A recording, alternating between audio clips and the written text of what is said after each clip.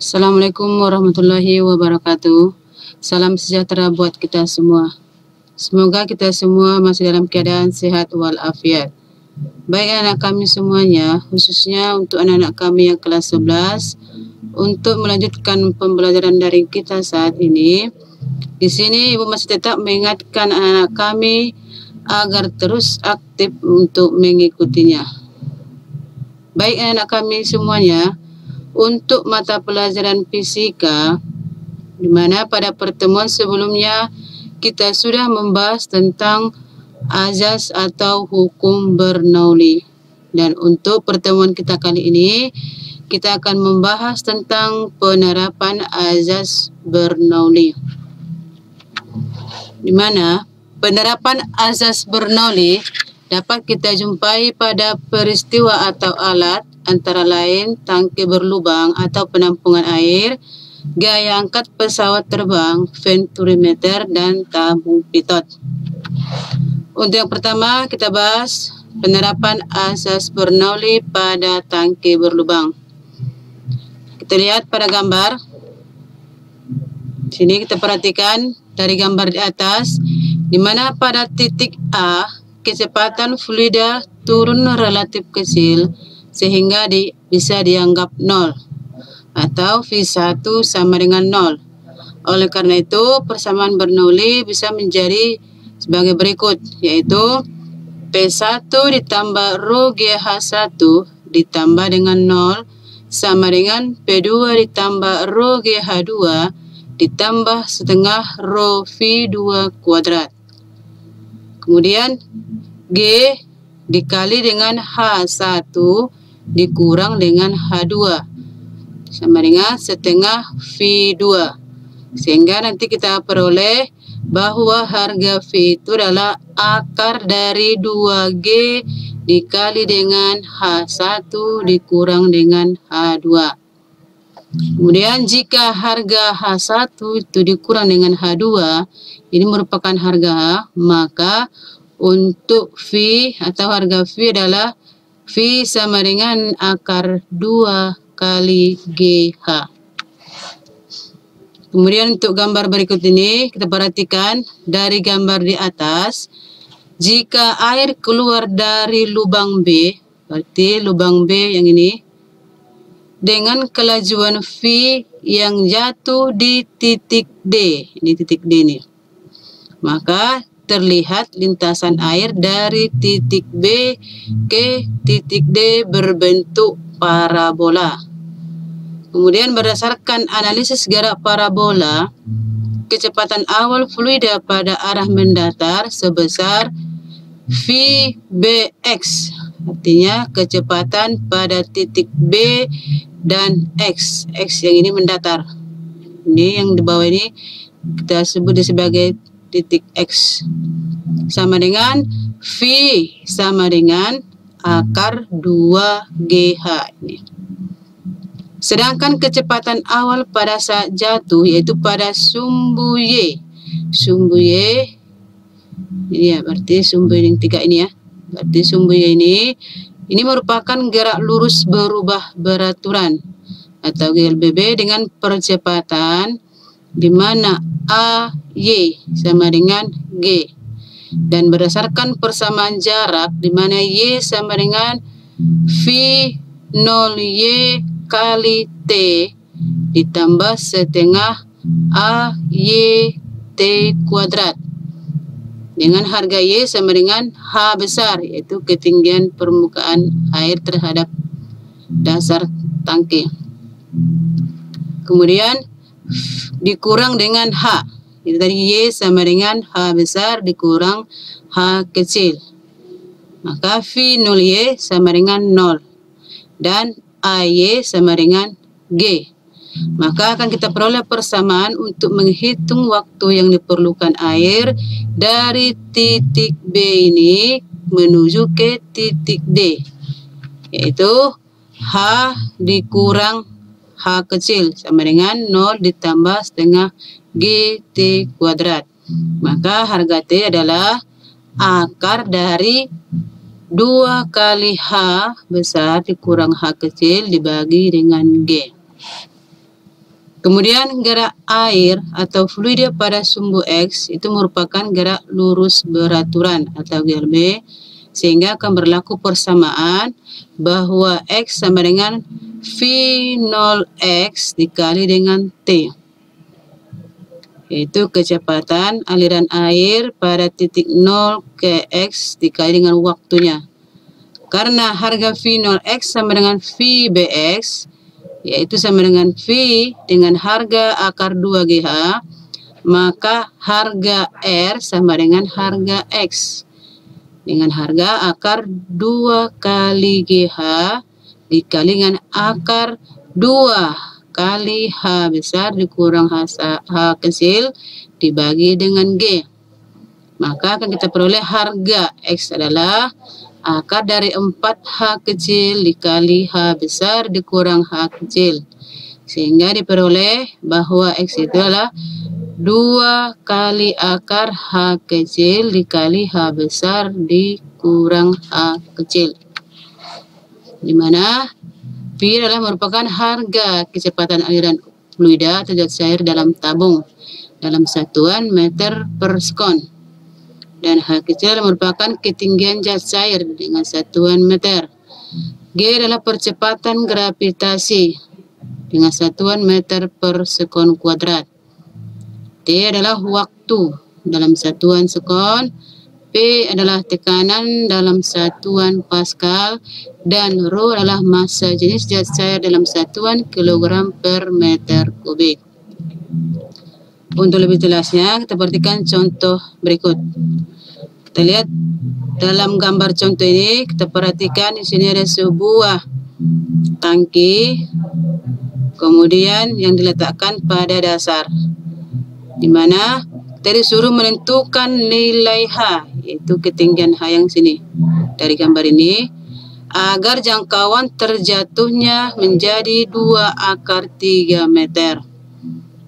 Kita perhatikan yang diketahui di sini harga X itu pada dasar yang sini sumbu X yaitu harganya 2 akar 3 meter, dan sudut yang terbentuk itu yang 60 derajat ini merupakan sudut alfa sebesar 60 derajat. Yang tanya berapa harga H, itu harga yang dari ketinggian permukaan sampai dengan dasar tangki. Maka kecepatan semburan air dapat dirumuskan, yaitu V0 sama dengan akar 2GH atau V0 kuadrat sama dengan 2GH. Artinya akarnya kita buka menjadi harga V0 menjadi kuadrat. Kemudian berdasarkan persamaan gerak parabola, jarak terjatuh pancaran air dengan sudut lepas 60 derajat akan dirumuskan sebagai berikut, di mana X sama dengan V0 kuadrat sin 2X per G atau dibagi G. Maka X sama dengan V0 kuadrat kali 2 sin alfa cos alfa. Itu harga sin 2X ini kita jabarkan.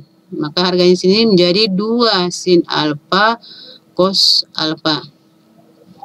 Kemudian tadi harga X adalah 2 akar 3. Kita masukkan sama dengan 2GH dikali 2 sin alfa cos alfa bagi dengan G. Kemudian kita selesaikan. Di sini ada harga G yang bisa kita hilangkan. G dibagi G habis. Jadi tinggal harga 2H sin 60 derajat cos 60 derajat. Yaitu 2 akar 3. Ini menjadi akar 3 sama dengan 2H sin 60 derajat cos 60 derajat.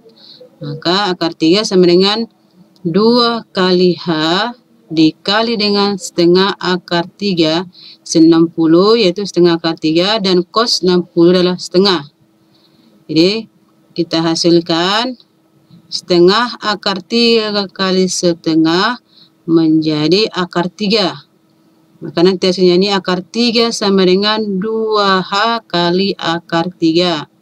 Sehingga kita peroleh harga H adalah menjadi 2 meter. Untuk yang kedua, yaitu penerapan asas Bernoulli pada gaya angkat sayap pesawat terbang. Pada dasarnya, pada pesawat terbang itu akan terdapat 4 buah gaya yang bekerja, yaitu berat pesawat yang disebabkan oleh gravitasi bumi, di mana gaya angkat yang dihasilkan pada sayap pesawat, gaya ke depan yang disebabkan oleh mesin pesawat, dan gaya hambatan yang disebabkan oleh aliran udara. Kita perhatikan dari gambar. Gambar ini menunjukkan gambar pesawat, kemudian di sebelahnya di sini menunjukkan gambar garis-garis dari arah gaya yang dialami oleh pesawat saat dia mengudara atau terbang. Kita lihat penampang sayap pesawat terbang itu mempunyai bagian belakang yang lebih tajam dan sisi bagian atas yang lebih melengkung daripada sisi bagian bawahnya. Seperti yang kita lihat pada gambar tadi, di mana garis arus pada sisi bagian atas akan lebih rapat daripada sisi bagian bawahnya, yang artinya kelajuan aliran udara pada sisi bagian atas pesawat yang kita simbolkan dengan V2 itu akan lebih besar daripada sisi bagian bawah sayap yang kita simbolkan dengan V1, yang dimana sesuai dengan asas Bernoulli, di mana tekanan pada sisi bagian atas yaitu kita simbolkan dengan P2 itu akan lebih kecil daripada sisi bagian bawah yang kita simbolkan dengan P1 karena kelajuan udaranya lebih besar. Dengan A sebagai luas penampang pesawat, maka besarnya gaya angkat dapat kita buat dalam persamaan di mana F1 dikurang F2 sama dengan P1 dikurang P2 dikali A. Atau F1 dikurang F2 sama dengan setengah Rho kali V2 kuadrat dikurang V1 kuadrat dikali dengan A. Di mana F adalah gaya angkat pesawat dengan satuan Newton, P adalah tekanan dengan satuan Pascal, A adalah luas penampang pesawat dengan satuan meter pangkat 2, V adalah kelajuan aliran udara pada pesawat dengan satuan meter per sekon, dan Rho adalah massa jenis udara dengan satuan kilogram per meter kubik. Pesawat terbang dapat terangkat ke atas jika gaya angkat lebih besar daripada berat pesawat. Jadi suatu pesawat akan dapat terbang atau tidak tergantung dari berat pesawat, kelajuan pesawat, dan ukuran sayapnya. Di mana semakin besar kecepatan pesawat, makin besar kecepatan udara. Hal ini berarti gaya angkat sayap pesawat makin besar. Demikian pula, makin besar ukuran sayap, makin besar pula gaya angkatnya. Supaya pesawat dapat terangkat, gaya angkat harus lebih besar daripada berat pesawat, di mana F1 dikurang F2 itu lebih besar dari M kali G. Kemudian jika pesawat telah berada pada ketinggian tertentu dan pilot ingin mempertahankan ketinggiannya atau melayang di udara, maka kelajuan pesawat harus diatur sedemikian rupa sehingga gaya angkat sama dengan berat pesawat, atau F1 dikurang F2 sama dengan M kali G. Untuk lebih jelasnya, kita perhatikan contoh berikut. Di mana sebuah pesawat terbang yang memiliki sayap dengan luas sayap 40 meter pangkat 2 bergerak sehingga menghasilkan perbedaan kecepatan aliran udara pada bagian atas sayap pesawat. Dan bagian bawahnya yang masing-masing besarnya adalah 240 meter per sekon dan 200 meter per sekon. Berapakah besar gaya angkat pada sayap jika massa jenis udara adalah 1,3 kg per meter kubik? Untuk pembahasannya, kita lihat. Diketahui harga A adalah 40 meter pangkat 2, V1 adalah 200 meter per sekon, V2 adalah 240 meter per sekon, dan rho udara adalah 1,3 kg per meter kubik. Yang ditanya berapa harga gaya angkat pada sayap atau F1 dikurang F2. Maka harga F1 dikurang F2 sesuai dengan rumus kita ambil adalah setengah kali rho udara dikali dengan A dikali dengan selisih kecepatan atau V2 kuadrat dikurang V1 kuadrat. Maka F1 dikurang F2 sama dengan setengah kali rho udara 1,3, A tadi 40, kemudian V2 adalah 240 dikuadratkan. Dikurang dengan V1 tadi 200 dikuadratkan. Dari operasi bilangan yang pertama kita selesaikan dulu dalam kurung ini. Ya. Hasilnya nanti kita kalikan dengan setengah kali 1,3 dikali 40. Maka nanti kita peroleh harga F1 dikurang F2 adalah 457.600 Newton atau kita sederhanakan menjadi 457,6 kilo Newton. Kemudian yang ketiga yaitu penerapan asas Bernoulli pada venturimeter. Mana venturimeter adalah merupakan alat untuk mengukur kecepatan aliran zat cair dalam pipa.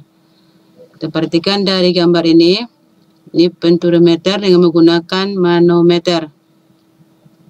Pada penampang yang sebelah kiri ini disimbolkan dengan A besar dan penampang yang kecil yang sini sebelah kanan itu A kecil. Kemudian ada nanti harga massa jenis dari zat, baik dia nanti zat cair atau nanti ada zat yang lain, ya. Kemudian ada di sini harga H yaitu ketinggian. Baru kemudian di sini ada harga P yaitu tekanan.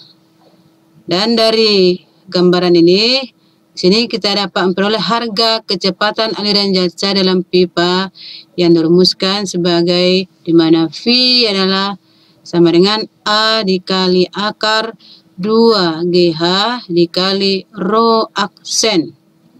Rho aksen dikurang dengan rho. Dibagi dengan rho kali A kuadrat A kuadrat yaitu A besar dikurang dengan A kecil kuadrat. Di mana V adalah kecepatan aliran fluida pada penampang pipa lebar dalam satuan meter per sekon. Kemudian A kecil adalah luas penampang pipa yang sempit dalam satuan meter pangkat 2. A besar adalah luas penampang pipa lebar dalam satuan meter pangkat 2. Rho aksen. Ini rho aksen. Massa jenis fluida dalam manometer dalam satuan kilogram per meter kubik. Rho adalah massa jenis fluida dalam pipa besar dalam satuan kilogram per meter kubik.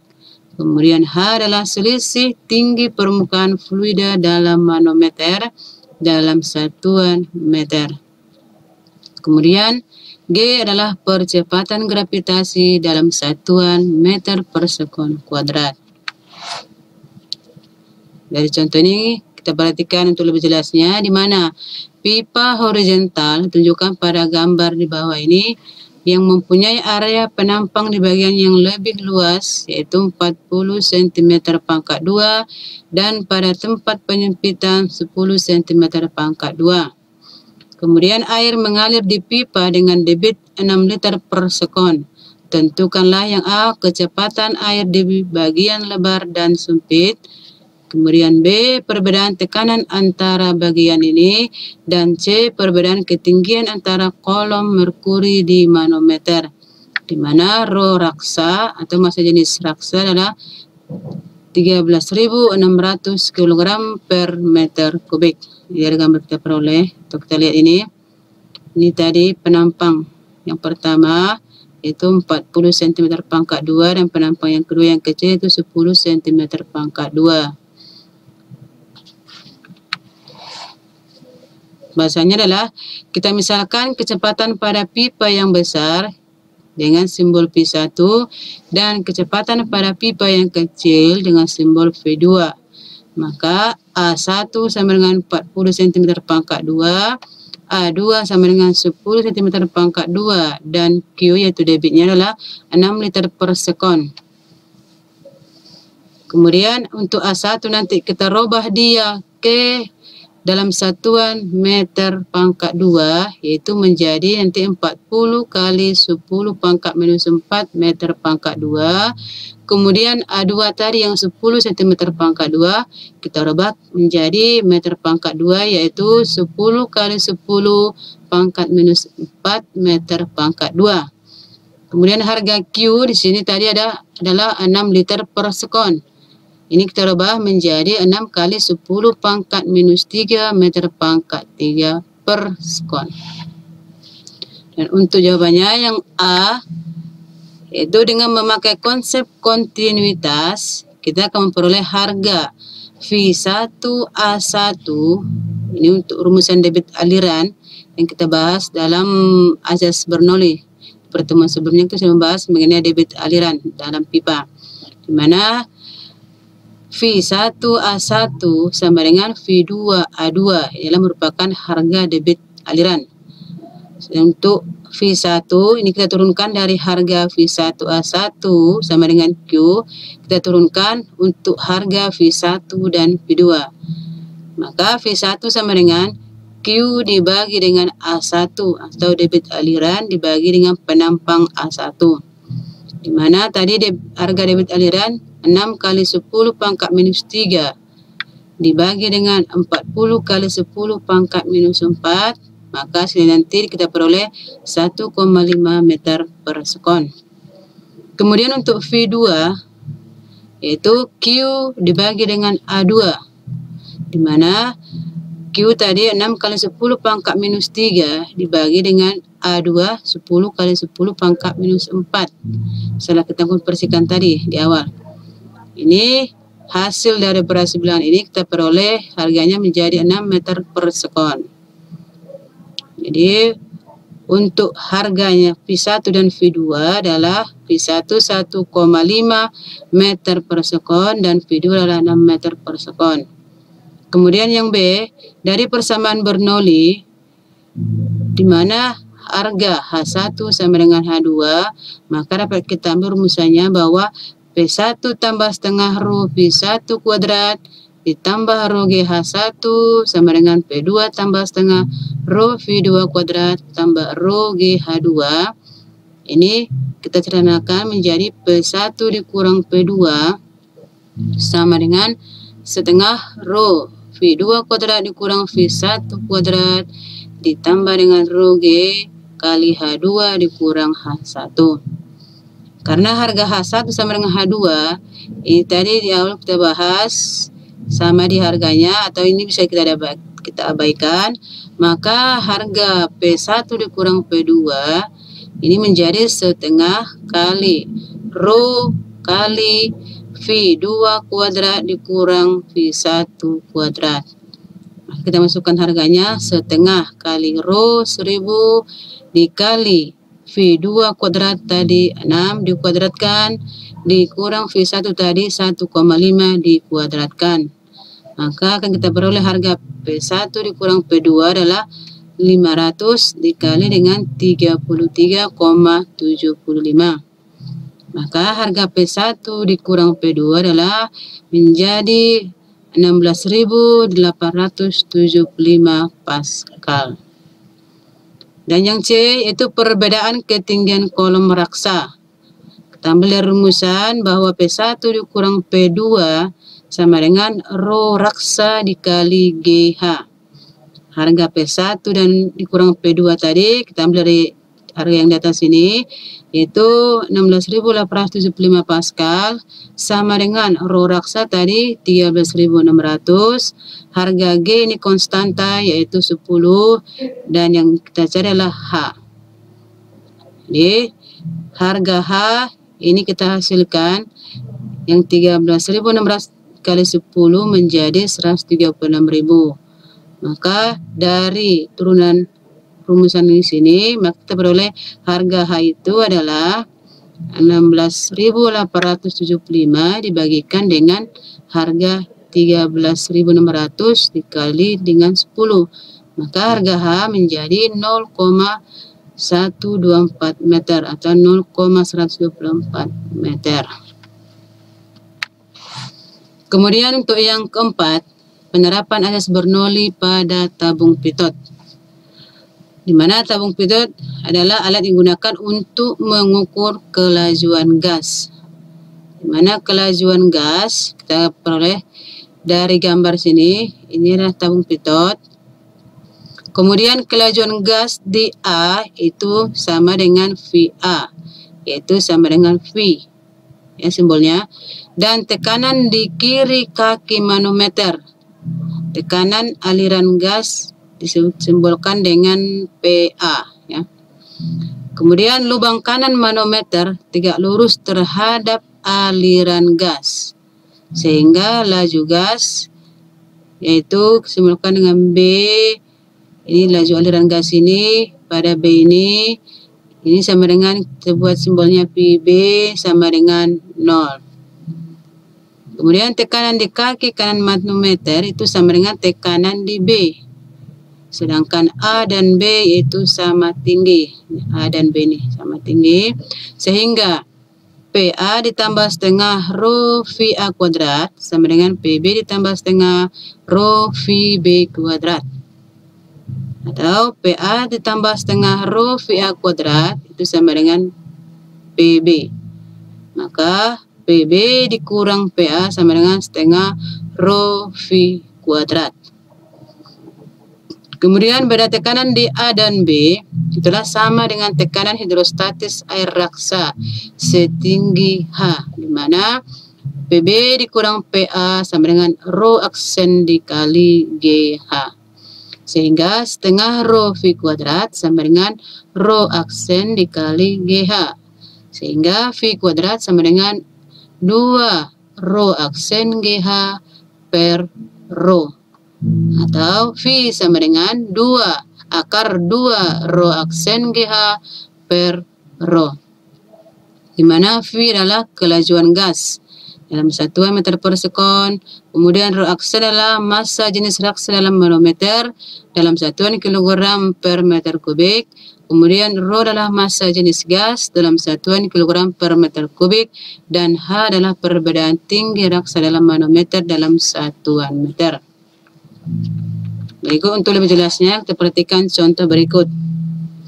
Dalam contoh ini, jika udara yaitu disimbolkan dengan Rho sama dengan 109 kg per meter kubik dialirkan ke dalam pipa pitot, dan perbedaan tinggi air raksa adalah Rho Hg sama dengan 13,6 gram per cm kubik pada manometer 3 cm.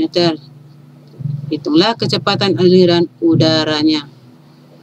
Sini kita ambil harga Rho. Diketahui harga Rho adalah 129 kg per meter kubik. Kemudian harga Rho Hg yaitu 13,6 gram per cm kubik. Ini kita rubah ke kilogram per meter kubik menjadi 13,6 kali 10 pangkat 3 kg per meter kubik. Dan G adalah 10 meter per sekon kuadrat. Kemudian H adalah 3 cm. Ini kita rubah ke meter menjadi 3 kali 10 pangkat minus 2 meter. Kemudian yang ditanya adalah berapa harga V, yaitu kecepatan aliran udara. Dan rumusannya V2 sama dengan akar 2 Rho ini ya, Rho 2 GH2 dibagi dengan Rho 1. Rho 2 ini Ini tadi yang kita ambil harganya row HG ya, yang 13,6 ini. Kemudian row 1, di sini semuanya row 1, ini adalah yang harga ini 129 kg per meter kubik. Kemudian maka harga V2 kita masukkan harganya semua, akar dari 2 dikali dengan 13,6 kali 10 pangkat 3 dikalikan dengan 10 dikalikan dengan 3 10 pangkat minus 2 dibagi dengan 1,29 kali 10 pangkat minus 3. Maka hasilnya di sini V2 adalah 2515,07 meter per sekon. Sekon ini ya. Jadi harga V2-nya atau V-nya adalah 2515,07 meter per sekon. Demikianlah pembahasan kita tentang penerapan asas Bernoulli pada pertemuan kali ini. Ibu harapkan anak kami semua dapat memahaminya. Kalau ada anak kami yang belum paham yang perlu tanyakan, silakan buat dalam kolom komentar. Cukup sekian, terima kasih. Assalamualaikum warahmatullahi wabarakatuh.